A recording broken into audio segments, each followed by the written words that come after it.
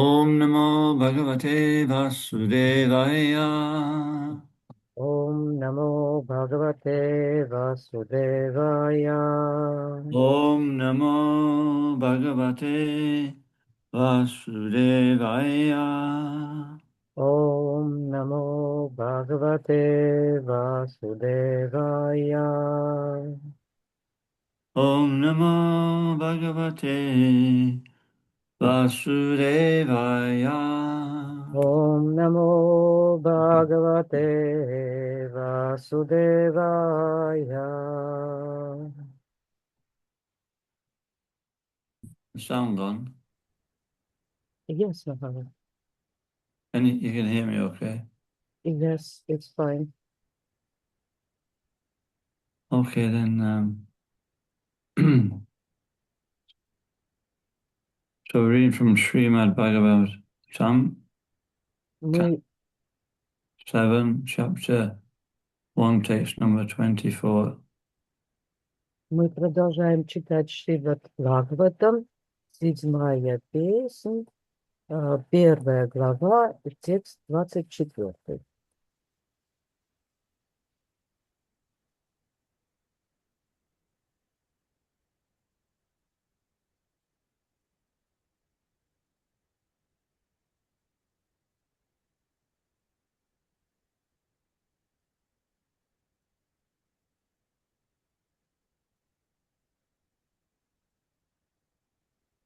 Himsatat abhimanayana Им сататапимайна, danda paryu shyayoyata данда парушьярё ятра,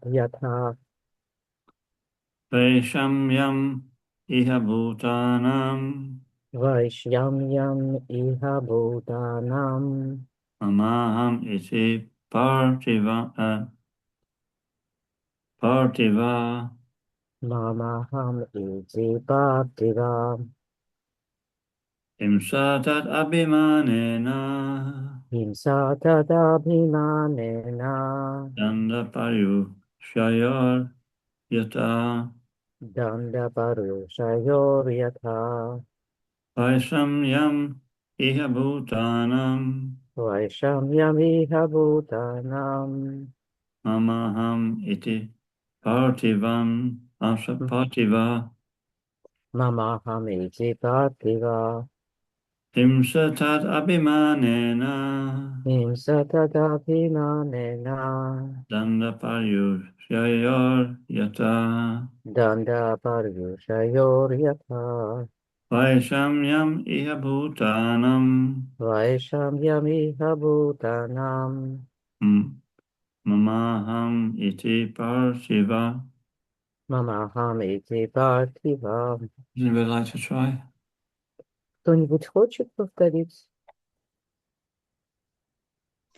Им сататапхиманена, Да. Himsatat abhimanena данда парушья йорята, danda paryushayor yata пайшамьям иха бутанам, vaishamyam iha bhutanam мамахамити партхива.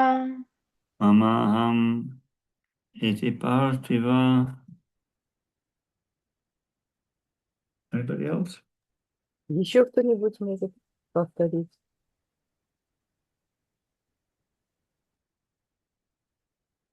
Himsa, suffering. Just a second. Страдания. Tat, of this. Об этом. Avimanena, by the false conception. Ложными представлениями. Danda paryusyayoha, when there is punishment and chastisement. Когда их ругают и наказывают. Yata, just as. Словно. Vaishamyam, misconception. Заблуждение. Iha, here in this body. Здесь, в этом теле. Bhutanam, of the living entities. Живых существ. Mama aham, mine and I. Мое и я. Iti thus. Так, Partiva, O Lord of the earth. о владыка земли. Translation, my dear King, this conditioned soul in the body considers everything in relation with the body to be his. Because he has this wrong conception of life, he's subject to dualities like praise and chastisement. Перевод. О великий правитель, придерживаясь телесных представлений о жизни, обусловленная душа отождествляет себя с телом и считает, что все, связанное с этим с телом, принадлежит ей. Вследствие такого заблуждения она попадает под влияние двойственности материального мира, проявляющегося иногда как хвала и порицание. Purport, only when a conditioned soul accepts the body as himself does he feel the effects of chastisement or praise. Then he determines one person is his enemy and another his friend, and wants to chastise the enemy and welcome the friend.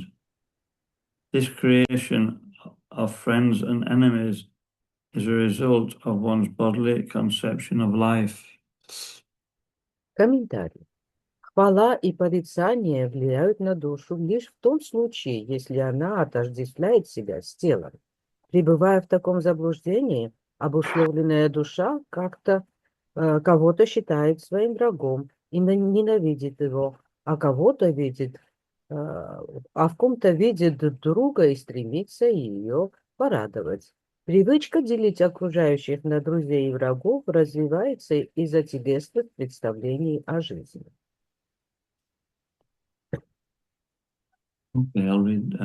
Amagan Timirandasya Yananjana Shalakaya Shakshuram Militam Jena Tasmai Shri Guruve Namaha Nama Om Vishnu Padaya Krishna Pesaya Bhutle Srimati Bhaktivedanta Swami Iti Namine Namaste Saraswati Deve Gauravani Pacharine Nirvishesha Shunyavadi Pastatya Dishatarine.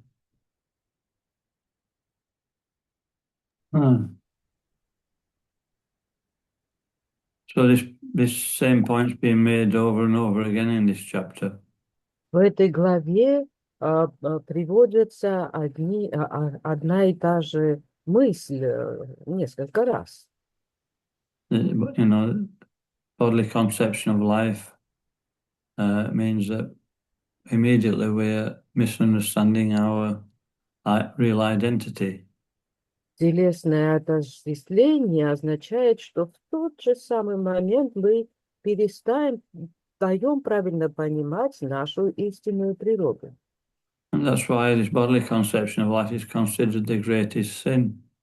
И поэтому вот это телесное отождествление считается превеликим грехом. Because it puts us into a false conception of life. Потому что она нас ввергает в неправильное понимание жизни.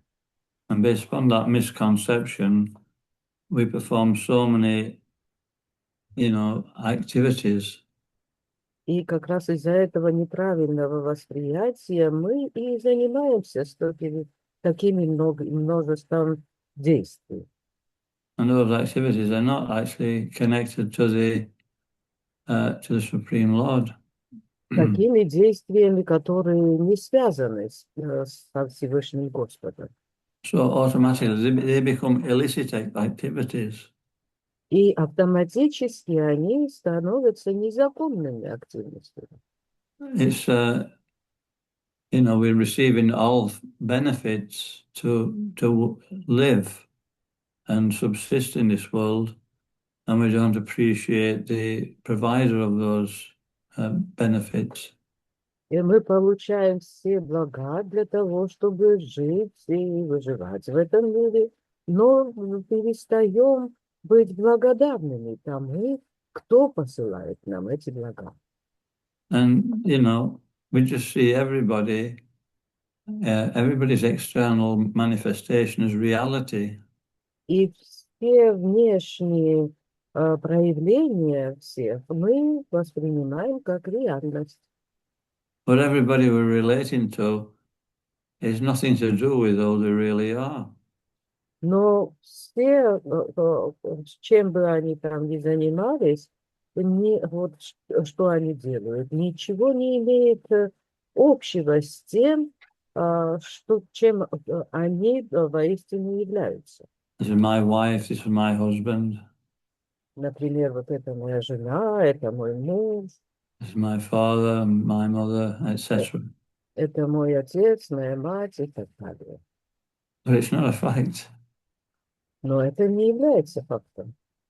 It's all a big illusion. Все это составляет одну великую иллюзию. And all the interactions are actually beyond the control of the soul. Потому что все отношения в реальности, они не могут быть проконтролированы душой. And therefore there's no relief. Поэтому нет никакого освобождения, никакого как бы отдачи. It's just one disappointment after another, ultimately. Это просто одно разочарование, следующее за другим. Imagined success and happiness and imagined failure and distress. Это просто выдуманный успех и связанный с ним радость и выдуманные провалы, связанные с ним печаль. And this is why Prahlad Maharaj, his teachers, Sanda and Amarka, we'll hear later in this chapter, how they were trying to teach him about diplomacy. И поэтому вот мы дальше в этой главе услышим, как Санда и Дамарка, это учителя Прохлады Махараджа, стараются обучить его дипломатии. And these are your friends and these are our enemies. Вот это наши друзья, а это наши враги. But Prahlad Maharaj was on the transcendental platform. Но Прохлада Махарадж находился на трансцендентной платформе. And therefore he said, I don't understand these friends and enemies. We don't have any friends and enemies in this world. И поэтому он отвечал, я не понимаю этих друзей и врагов, такое понятие. У нас нет ни друзей, ни врагов на этой планете. Because he was seen on the platform of the soul. Потому что он смотрел с уровня, с платформы души. And therefore he saw that it's all just a big illusion. И поэтому он видел, что все это одна большая иллюзия. And so this is real Krishna consciousness. Вот это и есть истинное сознание Кришны.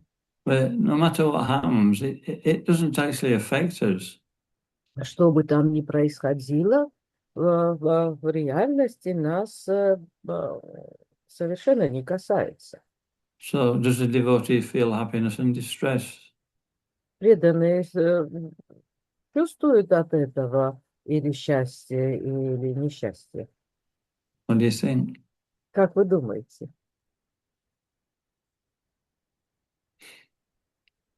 Or is he aloof from, he's completely aloof from all happiness and distress? Или преданный совершенно как бы в стороне стоит от всех этих радостей и невзгод. And when we're completely aloof, then we're perfect.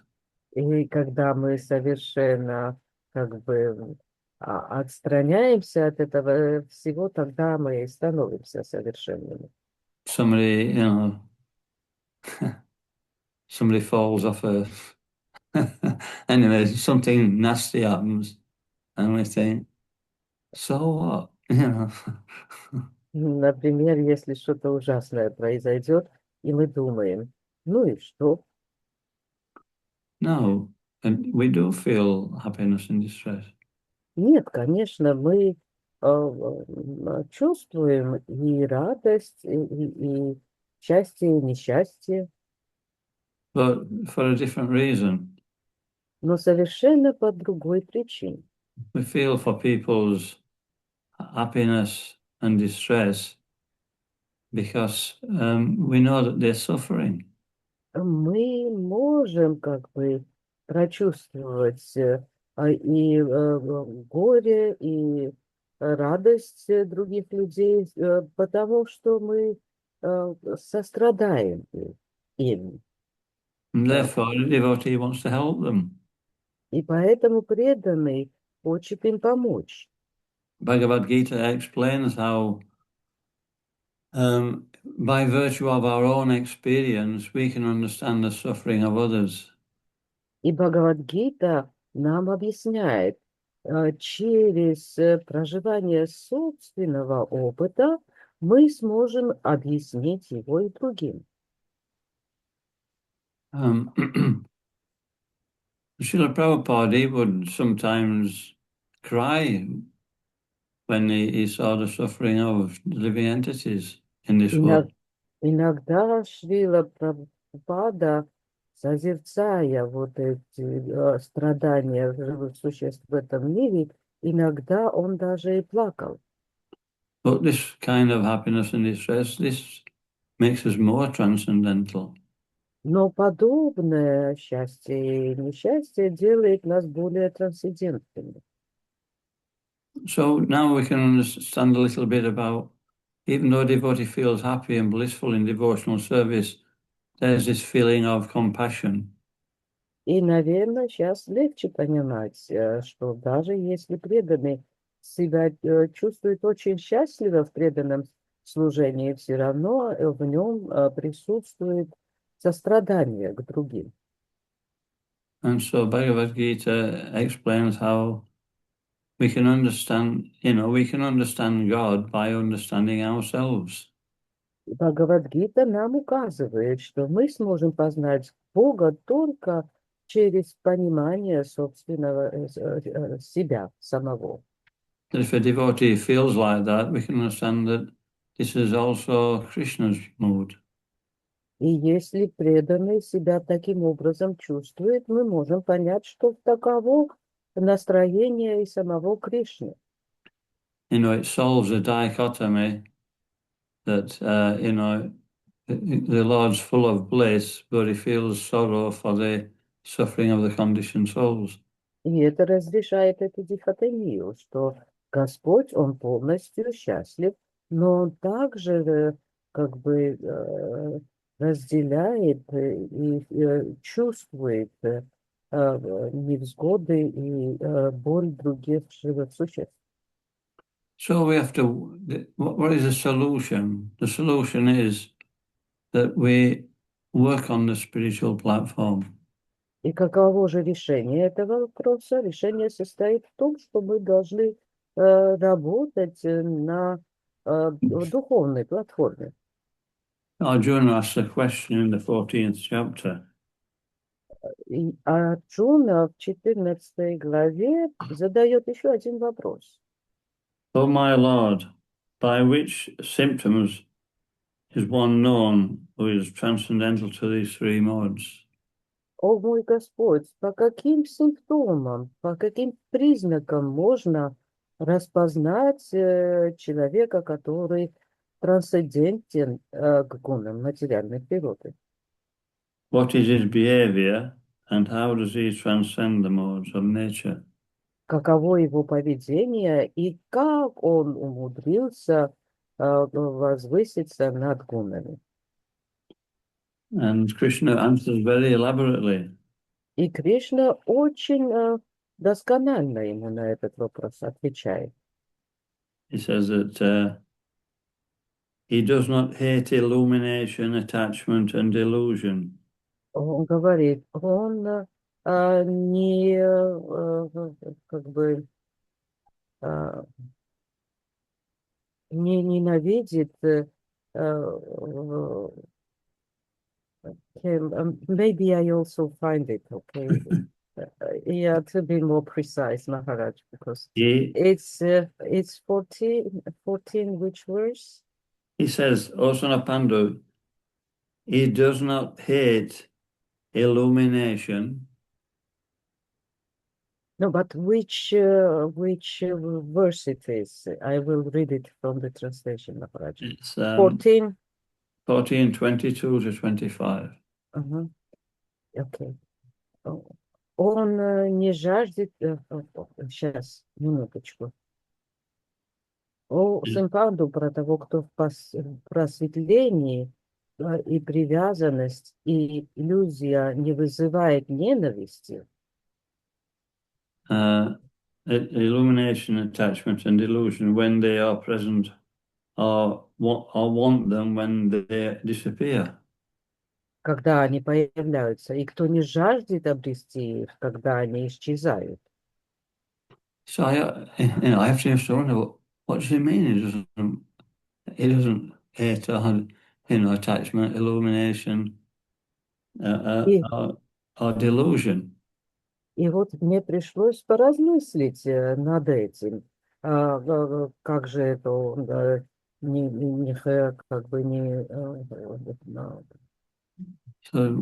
вот относится таким образом к просветлению, привязанности, как же ненавидит их. So it's talking about the three modes of nature. Таким образом, здесь Господь говорит о трех гунах природы. Illumination is a mode of goodness. Mode of goodness is identified by knowledge. Просвещение – это гуна благости, и гуна благости, она идентифицируется с знанием. Attachment means passion. Привязанность означает страсть. And delusion means ignorance. А иллюзия означает невежество. So it's not affected by the interactions of the modes. И таким образом на него не воздействуют эти взаимодействия гун. The modes will always work on us while we have this material body. Но гуны, они постоянно будут работать, пока мы находимся в этом теле. But the mind and intelligence can be transcendental to these material modes. Хотя ум и разум, они могут стать трансцендентными по отношению к этим гунам. So this is a process of purification. И это и есть процесс очищения. That we purify the subtle body, and мы очищаем тонкое тело. And the material body will still be affected, but the intelligence and mind are actually in a different space. They are in a transcendental mode. Естественно, воздействие на грубое тело будет продолжаться, но наш ум и разум будет находиться совершенно в другом пласте, но на трансцендентном уровне. We think in each situation, we think we're working it out now. What's happening here? И когда мы встречаемся с какой-то ситуацией, мы начинаем обдумывать, а что же здесь происходит? Sometimes it's like that, actually. Да, иногда так и бывает. But when we get Krishna's mercy, then the purified mind and intelligence, we automatically act on the transcendental platform. Но когда мы получаем милость по милости Кришны, вот это очищенное наше ум и разум, то мы автоматически уже начинаем действовать на трансцендентной платформе. But until we get to that point, we have to make the endeavor. Хотя пока мы достигнем этой точки, нам нужно прилагать усилия. And then the reward of transcendental consciousness is given to us. И нам взамен дается награда трансцендентного сознания. And sometimes first I'm speaking about myself, we get glimpses of transcendental intelligence.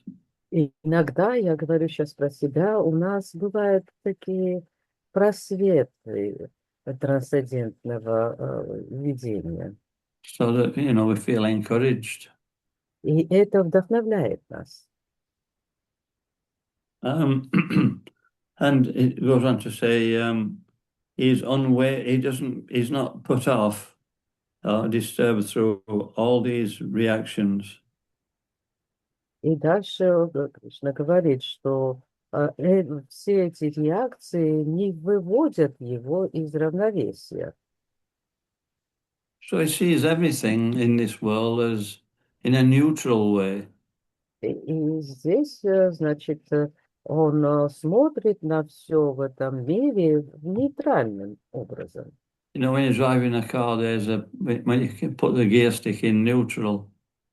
Это так же, как если вот вести машину и поставить переключатель скоростей в нейтральную позицию. And then, you can push the accelerator as much as you want. И тогда можно жать на газ как можно, сколько хочешь. The car can be screaming away, but nothing will happen. Значит, машина, она будет трещать, но ничего не произойдет. And so this is what it means by being neutral. И как раз это и означает быть нейтральным. But as soon as you engage it in gear, as soon as you engage the mind in the three modes, then you can go, you're away. Но как только вы бросите в какую-нибудь, переведете в какую-нибудь скорость, да, или вовлечете свой ум в какое-то действие, то все, он уедет.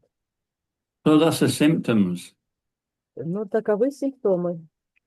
And what else does it say? It asks, what are the symptoms?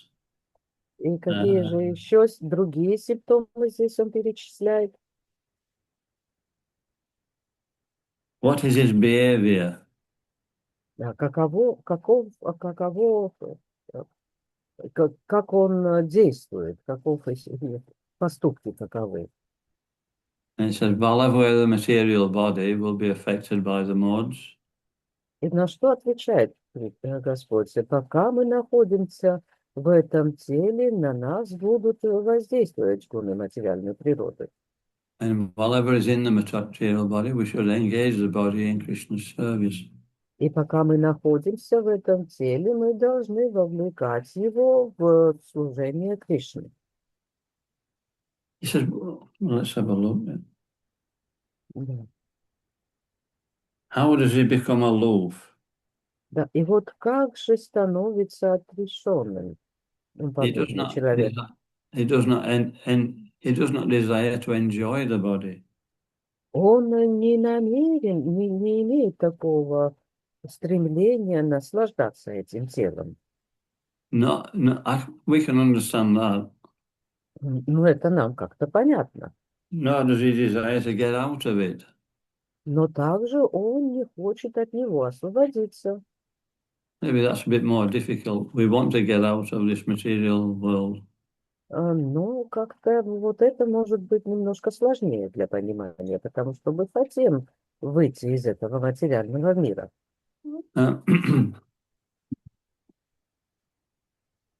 So, whatever happiness and distress comes along, we accept that.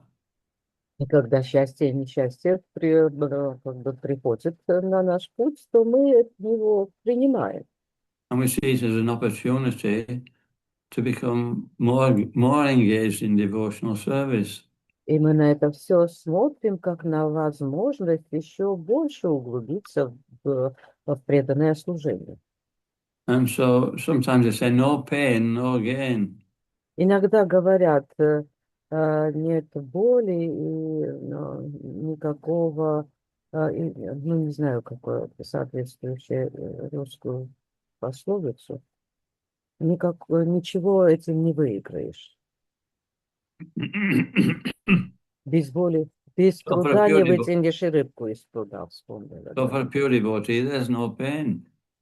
Но для чистого преданного нет никакой боли. But if we feel in some pain, it means that we're not quite there yet. Но если мы чувствуем какую-либо боль, это указывает на то, что мы еще не дошли до цели. But that pain's good. Но эта боль, она хороша. Because it helps us to be introspective. Потому что она помогает нам в интроспекции. And then we can apply this verse and become free from that pain by transcendental consciousness. И потом мы можем как бы сославшись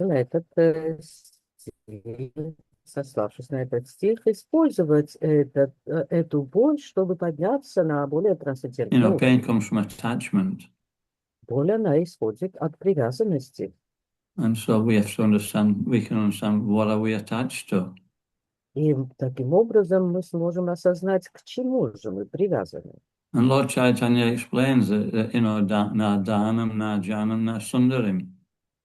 Господь Чайтанья в этом стихе все это объясняет. We're all attached to wealth. Мы привязаны к богатству.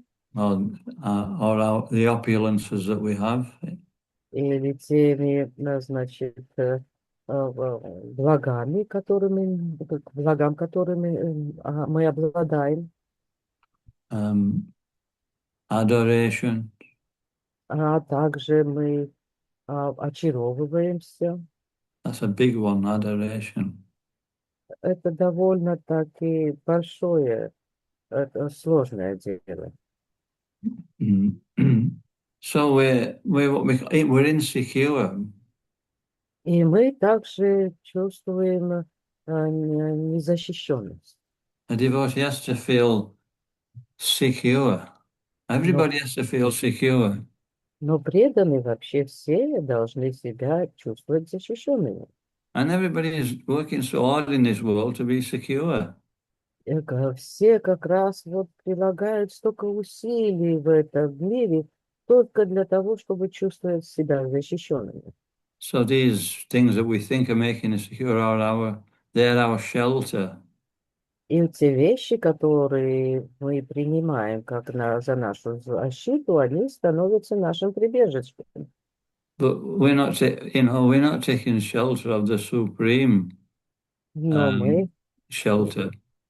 Но вот таким образом мы не прибегаем к наивысшему прибежищу. So when we experience some resistance, that's the chance to take shelter of Krishna. И когда мы какое-то препятствие встречаем на пути, как раз это и есть шанс обратиться за прибежищем Кришны. And when we do, we actually feel that shelter. И когда мы так поступаем, мы чувствуем это прибежище. And the resultant consciousness that we get, we are satisfied. И то сознание, которое мы получаем в результате этого, это удовлетворяет нас. Мы становимся удовлетворенными. And once we're satisfied, what more do we want? А когда мы удовлетворены, что же еще нам нужно? So, what's that one? This is actually a yogi's position. Это фактически является уровнем йога. Etan nirvidyamananam ichatam akatobayam yoginam nipanenitam. He's actually satisfied by transcendental consciousness. Йог, он удовлетворен трансцендентным сознанием. But above the yogi is the devotee. Но преданный находится над йогами, выше йогов. Ichatam akatobayam. he's not, he has no desires. У него нет никаких желаний. He's not self-satisfied. И он не является самоудовлетворенным. He's satisfied if he's serving Krishna, that's all. Он удовлетворяется только в том случае, когда он служит Кришне. And he's dissatisfied if he feels he's not serving Krishna. И не удовлетворен, если чувствует, что он не служит Кришне. Or if he's not pleasing Krishna. Или если он не удовлетворяет Кришну. And we can understand if we're pleasing Krishna, if we're pleasing the devotees. Мы можем понять, насколько мы удовлетворяем Кришну через удовлетворение преданных. Is anybody pleasing all the devotees? Кто-нибудь из вас всех преданных удовлетворяет? Put your hands up. Поднимите руки.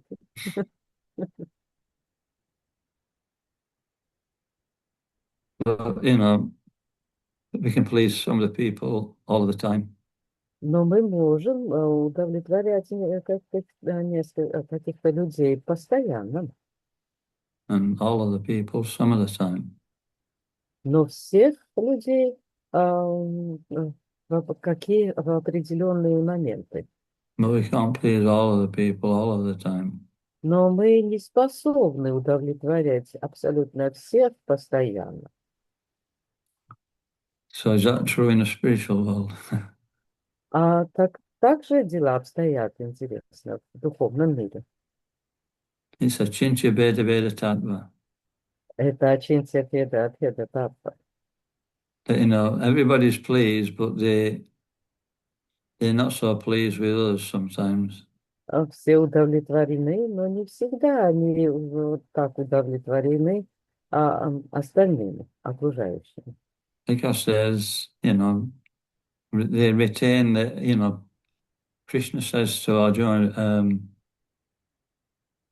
never was there, he says, we're all individuals in the future, now and in the past. So we'll remain individuals in spiritual life. Потому что вот как Кришна говорит Арджуне, что мы все личности и в настоящем, и в будущем, и в прошлом. И таким образом они там тоже обладают таким индивидуальным аспектом. But because of that individuality, there's also differences in spiritual life. И из-за этой индивидуальности и есть различия в духовном мире. But a devotee, even though there's differences, he remains satisfied because they're pleasing Krishna. Но преданный, хотя и существуют такие различия, он остается удовлетворенным, потому что это доставляет удовольствие Кришне. Все вместе. Галина, я упустила. Махарадж, что говорил о духовном мире? В смысле? О удовлетворенности или неудовлетворенности. Он что-то сказал, я что-то не поняла связь. Radhapava Mataji, she kind of lost the connection about the satisfaction and dissatisfaction in the spiritual world. Can you repeat it once again, Maharaj, so she understands it better? Yeah, there's differences of how to serve Krishna. Есть различия в способах или как служат Кришне, в том, как служат ему. And in material consciousness, there'll be some enviousness. По материальным меркам там должно присутствовать какое-то, значит, enviousness, это зависть. Зависть. But in spiritual consciousness, it's not the same envy. Но в духовном сознании зависть, она не такая. You know, we disagree with certain things, but we also feel satisfied that if that's what Krishna wants, it's okay with me. Если мы можем как бы не соглашаться с какими-то вещами, но мы все равно чувствуем удовлетворение, считая, что, ну, если так это нравится Кришне и это его удовлетворяет, то для меня это тоже приемлемо. So in that way, there's, you know, everything is complete. There's no real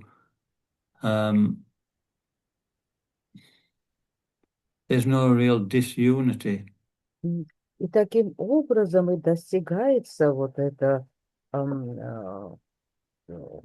целостность, да, там не существует разделения.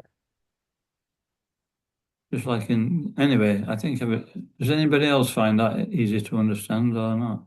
Другим тоже кажется это не очень легким для восприятия, эта тема, или как там?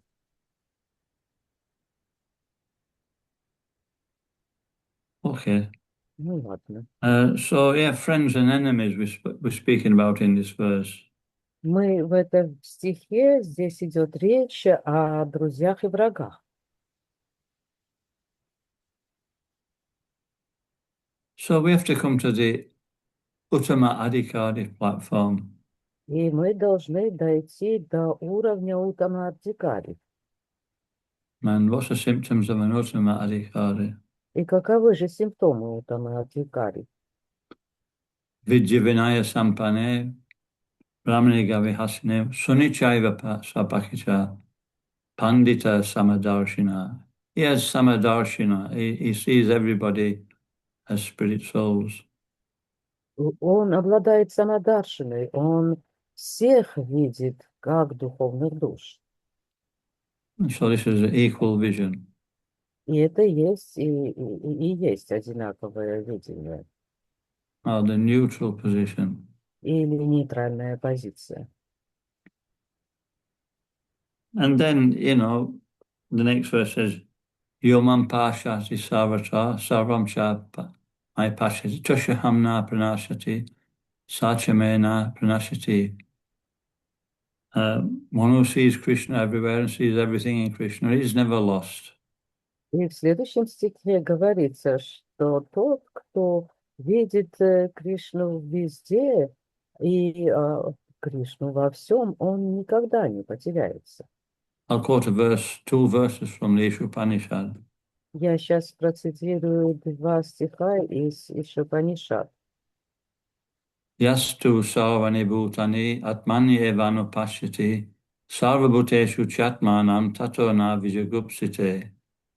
He who systematically sees everything in relation to the Supreme Lord Он постоянно все видит в связи с Всевышним Господом. who sees all living entities as his parts and parcels, И он видит всех живых существ как неотъемлемые частички. and who sees the Supreme Lord within everything, И он видит Всевышнего Господа во всем. never hates anything or any being. И он не ненавидит ничего и никого. Then the next one says, Yasmin Sarvani Bhutani Atmaiva Bhut Vijnanataha Tatrako Mohat Kashoka Hekadvam Anupashyataha. Следующий стих говорит, One who always sees all living entities as spiritual sparks. тот, кто всегда смотрит на живые существа как на духовные искры. One in quality with the Lord. Качественно равные Господу. Becomes a true knower of things. Понимает истинную природу вещей. How can there be any anxiety or illusion for him? Что же может ввести в заблуждение или потревожить такого человека? Voila. Вуаля.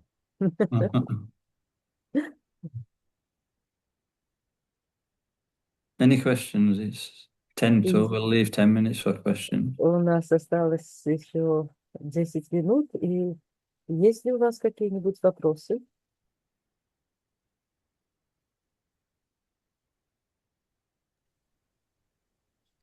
Харе Кришна, Махарадж. Мои поклоны и огромное спасибо за лекцию. Kapal Mataji pays her obeisances to you, Maharaj, and she is very grateful for the class today.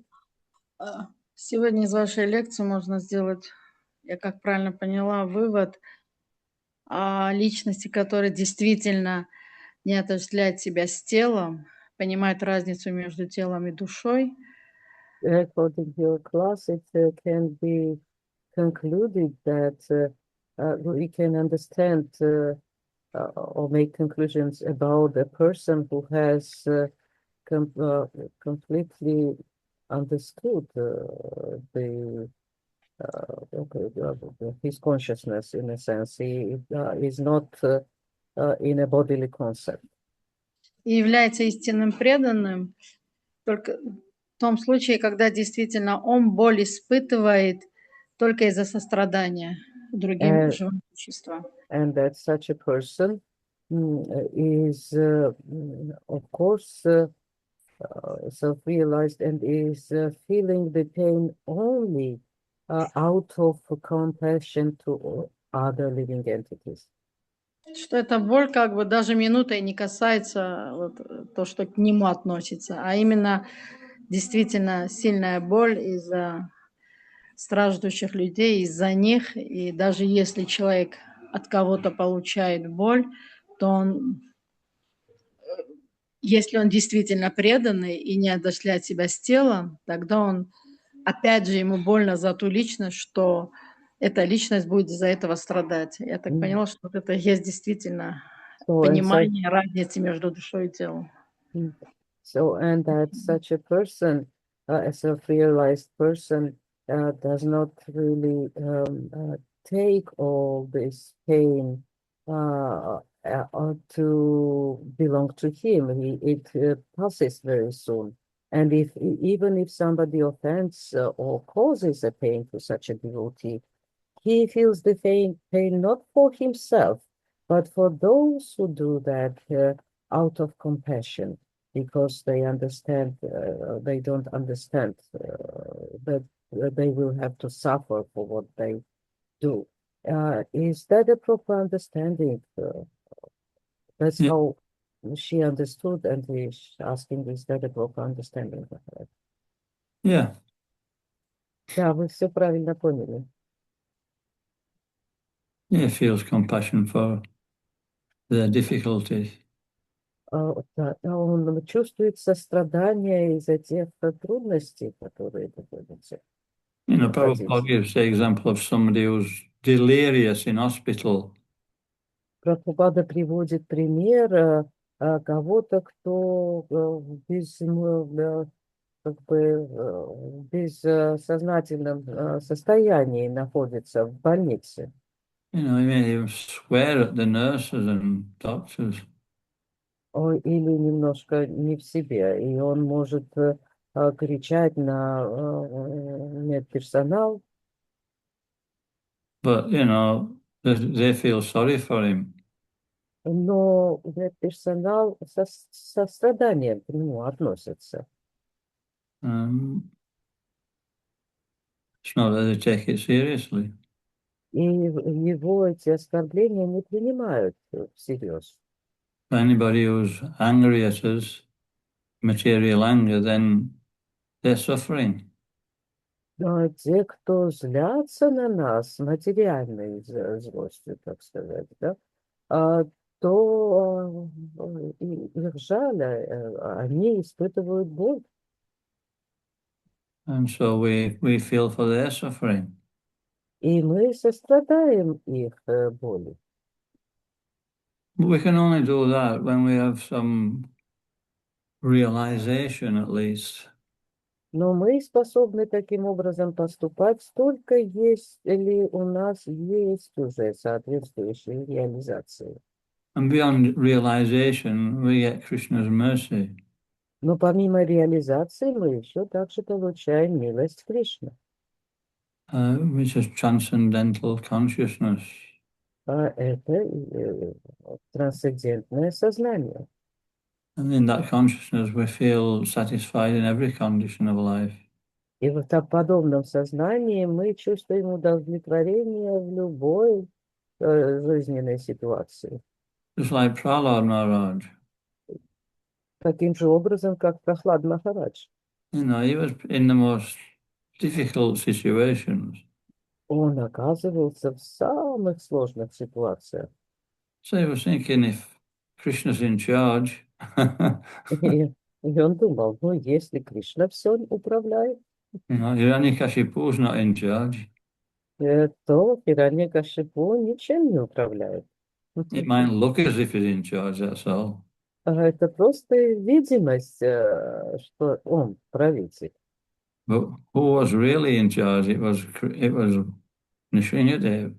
Но кто был истинным правителем, тоже очевидно, это Нарасимхадев. And for the benefit of the world, he actually, killed Hiranyakashipu to show that. И для блага всего мира он и убил Хираньякашипу, чтобы всем это показать. Mm. Ну да, наглядный пример с Иисусом Христом, да. Я Его даже- распяли, и это было самое поразительное, что он переживал за них, Мгм. что они за это получат и не ведают, что делать, в принципе, да. And there is another very vivid example with the Jesus Christ as well of that. So he was crucified, and it was the most powerful example that even in such a condition, he was feeling pain for others because they don't understand what they are doing. Mm. Или Харидас Такур, да, то же самое. Also Haridas Thakur. Yeah. Да. Even Lord Chaitanya felt sorry for Haridas. Даже Господь Чайтанья почувствовал сострадание к Харидасу. So he personally took the lashes. И поэтому он сам взял вот эти, тем, чем его били. And after 22 marketplaces, they said to him, the Chankar is going to kill us if we don't kill you. И вот после 22 этих базарных площадей они ему сказали: слушай, Чанкази убьет нас, если мы не сможем тебя убить. And so Haridas, of course, we don't want that. I'll die then. Ага. И Харидас Такур сказал: да, мы не хотим, чтобы так произошло, тогда я умру. And same with Dadichi, he left his body because, the demigods wanted his bones. И то же самое, история Дадичи, он оставил тело только из-за того, что полубогам нужны были его кости. He thought, these are devotees, they need my bones to do some service. Он думал, ну вот это преданные, им нужны мои кости, чтобы провести какое-то служение. So it's sanctioned by Krishna. И на это есть санкция Кришны.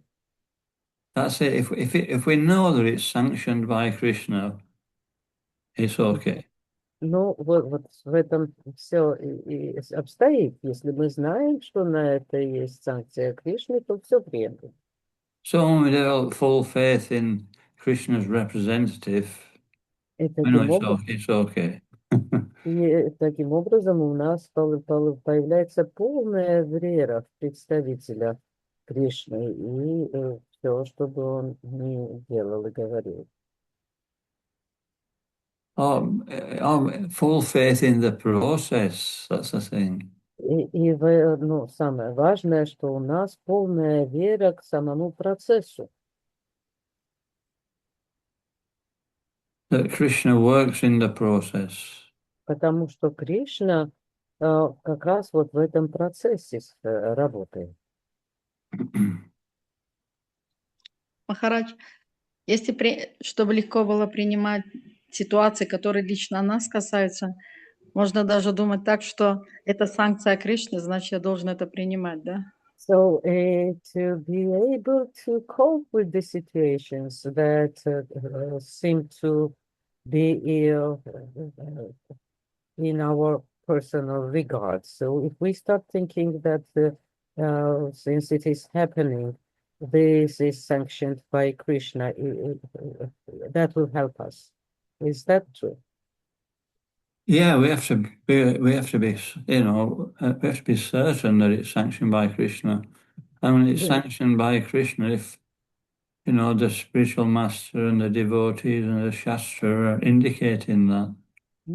Ну да, нам нужно быть уверенными в том, что это санкционировано Кришной. И насчет этого нам, на это нам укажут духовный учитель, преданные шастры. Pratam Prabhu. Hare Krishna Maharaj, my obeisances. Maharaj, I wanted to ask that, like, sometimes there are like some disagreements between the devotees, and sometimes we can end up getting hurt because of some devotee. So how can we see it as a mercy of Krishna? Пратам Прабху, значит, спрашивает, что иногда какие-то разногласия бывают между преданными. И вот бывают какие-то боли, которые преданные друг другу причиняют. Вот как же в этом увидеть как бы, милость Кришны, как вообще к этому относиться? You mean we get hurt? How can we see that as Krishna's mercy? Да, как же... From a devotee, Maharaj, especially, like, I was... Oh, yeah. Да, когда вот эта обида или эта боль исходит от преданного, как же это воспринимать как милость Кришны? Well, it depends on the situation. Вообще все зависит от ситуации. If it's our false ego that gets hurt. Это наше ложное эго, которое чувствует боль. So, a thoughtful devotee sees that everything that happens to him is under Krishna's purview. И, значит, преданный понимает, что все, что бы с ним ни происходило, как бы проходит одобрение со стороны Кришны заранее. And he always tries to see, what can I learn from this? Why am I in this situation? The material world's a place for learning. И он всегда смотрит на любую ситуацию с точки зрения, что же я могу отсюда выучить и извлечь, потому что материальный мир – это место, где мы учимся. So that's the mood we have to be in. That it may be that the person who's delivering the bad news or whatever, making us suffer, they may actually be wrong. И поэтому нам всегда надо быть вот в таком настроении. В принципе, тот человек, который предоставляет нам такую плохую новость или что-то плохо по отношению к нам делает, он может быть неправ. But, Krishna will give them the required reaction for that.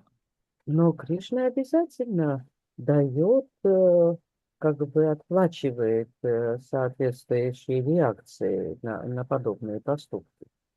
So we have to be more concerned how does this apply to me? Why is this situation arisen? It must be for it, I can gain from it. Но мы должны на все смотреть с точки зрения, а что в этой ситуации для меня, какой какой урок я могу из нее вынести, что мне нужно делать? Or if we're actually, in charge of a situation or we're a leader, how can the project benefit as well? Но если мы как бы управляем какой-то ситуацией, мы как бы лидер проекта, то в подобной ситуации надо думать, как использовать вот этот конфликт для блага всего проекта. And so if we see from that viewpoint, we'll be able to make, good decisions. Если мы будем смотреть с такой точки зрения, то мы сможем прийти к положительным, хорошим решениям. And also it's a very complex thing, but who is delivering this reaction to me? Также вопрос, кто вот эти реакции доносит до меня, то это немножко сложный вопрос. It may be that you have to, do something about the person if it's not a very good, if they're not acting properly, and it's going to affect others and the movement and the project. And it's not that we don't do anything, but we're all. The main thing is that we're neutral. И иногда может казаться, что что-то мы должны делать по отношению к тому человеку, который там что-то неправильно делает, что это может причинить вред и не только нам, но самому проекту, другим участникам.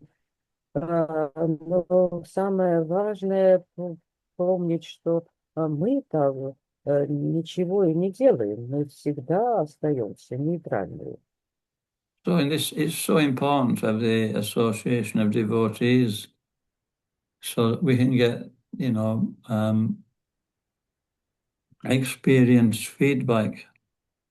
И поэтому это очень важно быть в отношениях с преданными, потому что через них можно получать обратную связь.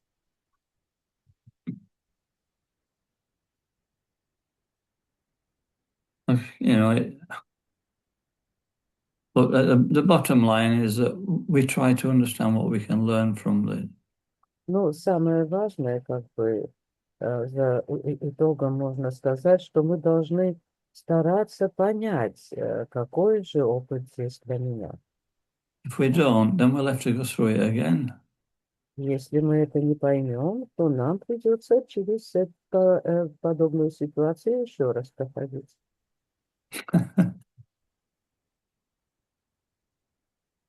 Krishna will help us to learn.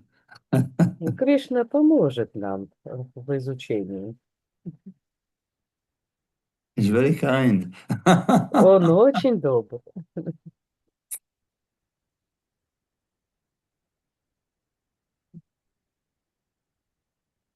We can't appreciate it at this moment, that's the thing. Но дело в том, что мы это не очень-то ценим на данный момент. Okay, and anything else? Есть ли что-нибудь еще? Okay, we can stop there. Ну, тогда мы здесь можем прерваться. Kacharava Shrimad-Bhagavatam ki.